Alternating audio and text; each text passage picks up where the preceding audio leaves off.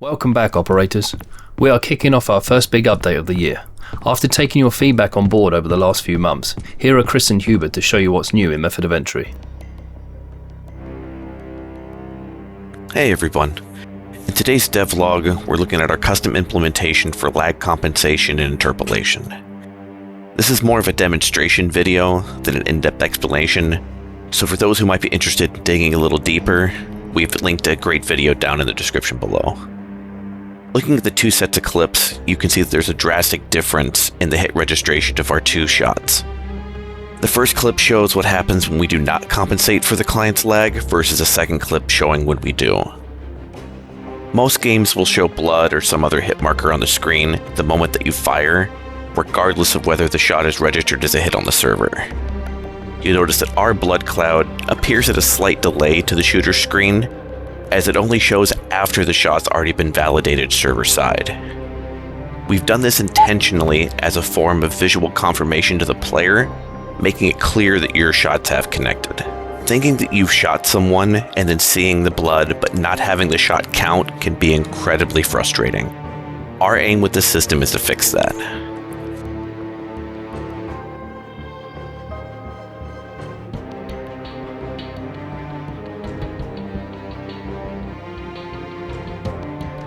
One of the main bits of feedback we got from the teaser trailer is the complaints about the poor audio quality.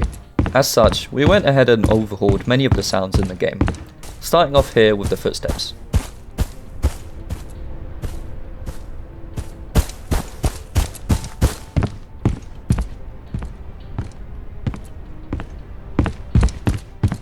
The odd door kicking sound was another complaint, so we redid those too.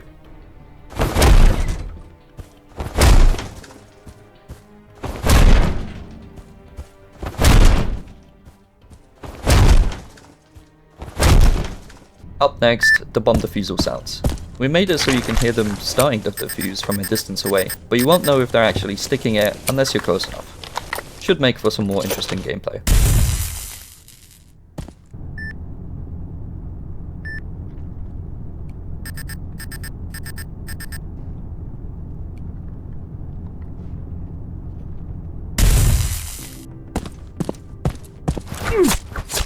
Pardon the main grunt sound. Not all too happy with that one, so I think that will be redone too.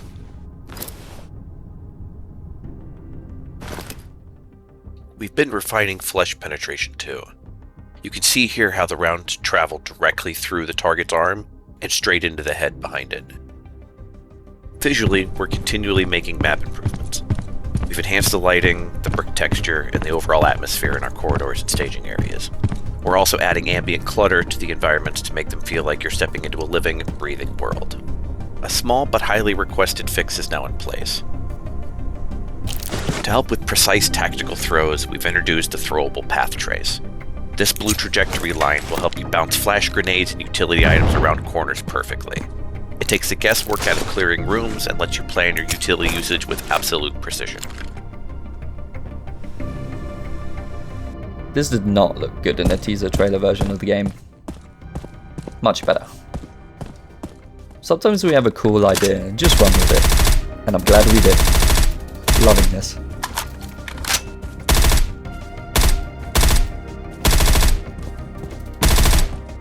We have quite a lot of ways into the maps for attackers, and wanted to make more powerful ones actually have some price attached to it. You can breach in right next to the bomb room, but it's going to be loud and you have to use a utility slot for it. It gives the breaching charge more important use case, and is a nice bit of added flavour to the game.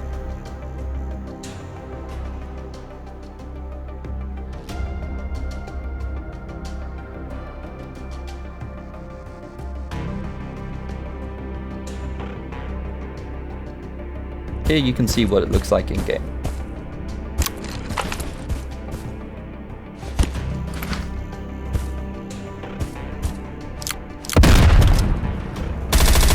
Gunplay, movement, and performance, to me, are the three core pillars of any good PvP shooter.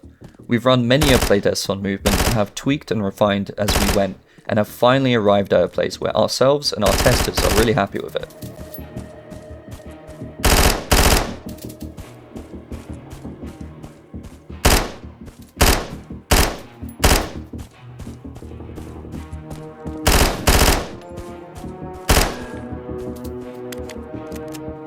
After our pre-alpha trailer, we had some comments that matched some of the sentiments in the team regarding a lack in fidelity. As such, we decided to experiment with a different lighting solution that would noticeably improve the visuals. During initial testing of this, although the performance was acceptable, we decided it was still not good enough for a competitive shooter. As such, we launched a performance investigation and did a ton of research, looking at everything we could do to optimize the experience. We ran a multitude of tests and profiles in the engine, such as custom stress tests, testing things like hierarchical instant static meshes, or HISM for short, draw call batching, primitive contributions, etc. Along with a heap of tools and commands provided in UE5 such as profile GPU, stat scene renderer, stat unit, stat GPU, and various optimization view modes. From this, we could really see what our bottlenecks were and where we were losing FPS. We tackled everything we came across as much as we could, while keeping our new level of fidelity the same. As a result, after a few weeks of hard work, we noticed substantial gains in performance. Although our testers were happy with the recoil in the game, we ended up finding a pretty severe bug within that system, so we took it as an opportunity to rebuild it.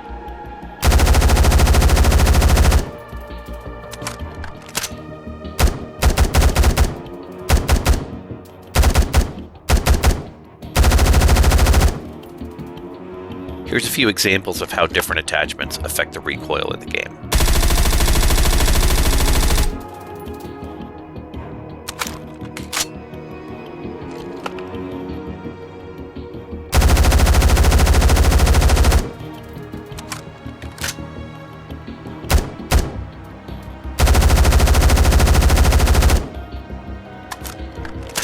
We thought the demo map was a little bit quiet, so we added a speaker that plays the various main menu tracks from the game.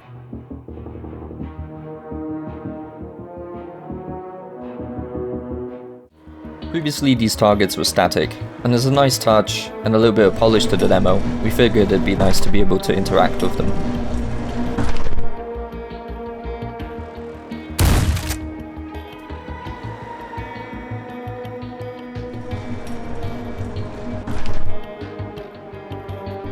When the team came together and we were talking about what we wanted to include in the demo, we asked the question, what will players actually be able to do? Seeing as movement and gunplay is the main focus of the demo, what better way to test it than a time trial challenge? This is one of my favorite things in the demo, and I've spent quite a lot of time in it. We wanted our implementation of this time trial challenge to be a little bit different than you've seen in other games, because we wanted it not to be purely memory based, but to actually be able to test your reflexes and reactive skill as a player. And so the idea was to introduce a little bit of randomness into the positions of the targets. There's a little over 1 million different combinations of target placements, so that should be enough replayability for you, I hope.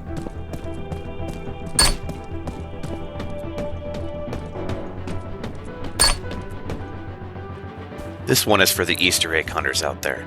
Good luck finding the code.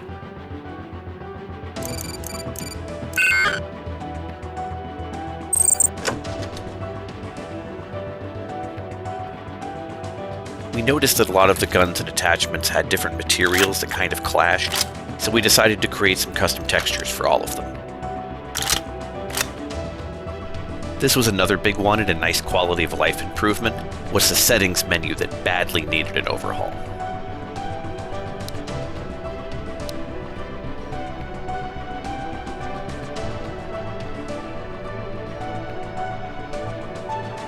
Finally, we're adding 2 new pistols to the game, the 1911 and the G18. Now this 18 might become a 17, that just depends on how our playtests go, and if we can balance it right for the game. These might not make it in time for the demo, but we'll do our best.